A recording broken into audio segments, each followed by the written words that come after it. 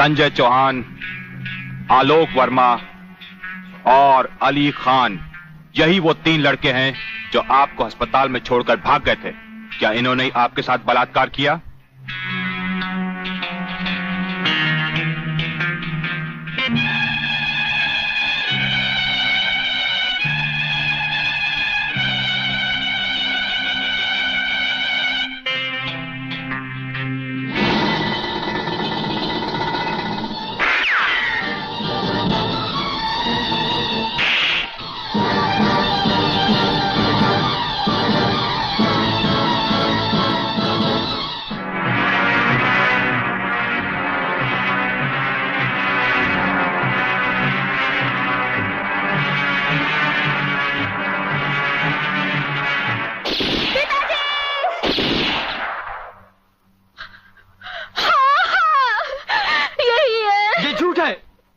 ये सरासर झूठ है। हमने कोई बलात्कार नहीं किया। सच कह रहा है मेरा बेटा। इंस्पेक्टर साहब, ये झूठी है ये। तुम लड़की नहीं, लड़की के नाम पर एक कलंक हो। अरे जरा इन मासूम चेहरों को देखो जिन पर तुमने मौत की स्याही पोत दी है। इनकी सहमी हुई आंखों को देखो जिनमें तुमने मौत की दहशत भर दी है।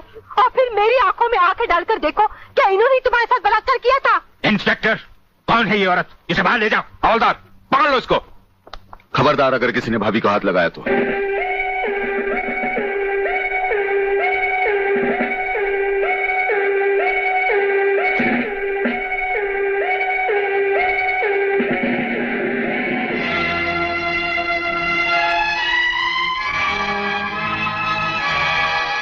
इंस्पेक्टर फादले, आप जानबूझकर अनजान बन रहे हैं।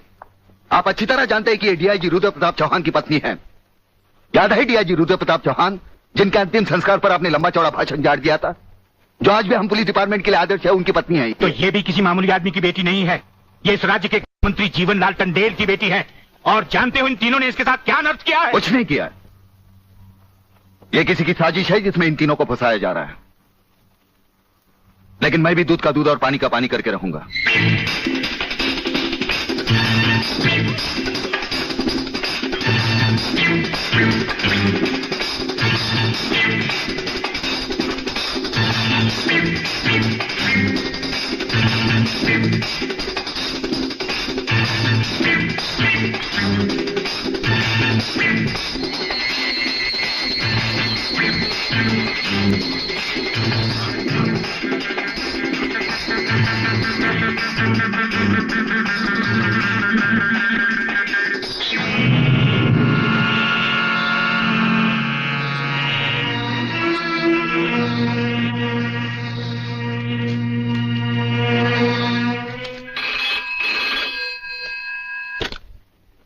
Hariprasad speaking.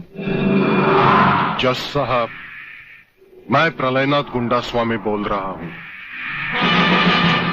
Your honour, dancer miss Anita Chaudhary की लाश का समुद्र के उसी किनारे से मिलना और उसी जगह से राधा टंडेल के कपड़े और सैंडलों का मिलना, इंस्पेक्टर वागले को मिली हुई गोली और अनीता चौधरी के पेट से निकली हुई गोलियों का एक ही रिवॉल्वर से चला होना और उस रिवॉल्वर पर किसी और की उंगलियों के निशान होना, यह साबित करता है कि इस केस में किसी और का भी हाथ हो सकता है। इसलिए जब तक ये बातें खुलकर अदालत के सामने नहीं आती, मैं अदालत से दरख्वास्त करूंगा कि इन तीनों की जमानत मंजूर कर ली जाए। योर ऑनर, मेरे फाजिल दोस्त ने बड़ी आसानी के साथ कह दिया कि इस केस में किसी और का हाथ भी हो सकता है। लेकिन ये बात कहते हुए मेरे फाजिल दोस्त भूल गए कि अनीता चौधरी की लाश के पास संजय चौहान का पर्स भी मिला है। Your honour, miss Radha Tandel जिनके साथ बलात्कार हुआ, उन्होंने अस्पताल में पुलिस इंस्पेक्टर के सामने इन तीनों की शनाख्त की है। योर ऑनर, इसके अलावा डॉक्टर गुप्ता की रिपोर्ट मौजूद है। इन तमाम बातों से जाहिर है योर ऑनर कि रेप और मर्डर इन्हीं तीनों ने एक साथ मिलकर किया है। लिहाजा मेरी कोर्ट से गुजारिश है कि इनकी जमानत किसी भी कीमत पर मंजूर नहीं की जाए।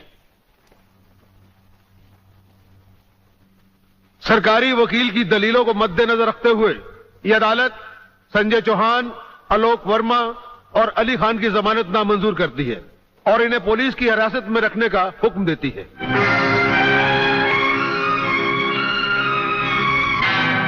योर ऑनर, मैं इंस्पेक्टर वागले इस केस की छानबीन मैं कर रहा हूं।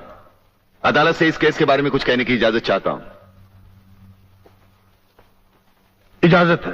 Thank you sir.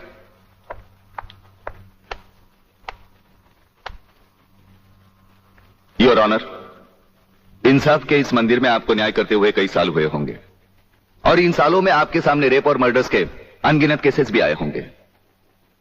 क्या उन अनगिनत केसों में आपके सामने कोई ऐसा केस आया है जहां कत्ल और बलात्कार करने वाले ने जिसके ऊपर बलात्कार किया है उसे खुद अस्पताल पहुंचाया हो? ये तो अभी तक सुना नहीं कभी। सही कह रहा है ये गड़बड़ जरूर है। बहुत बड़ी ऑर्डर, ऑर्डर।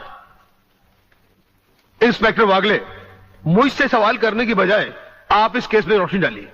वही कोशिश कर रहा हूं सर।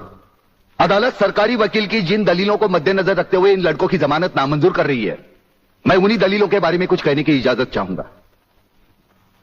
इजाजत है। सरकारी वकील का कहना यह है कि अनीता चौधरी की लाश के पास संजय चौहान का पर्स मिला। हो सकता है बेहोश राधा टंडेल को उठाते वक्त वो पर्स वहां गिर गया हो।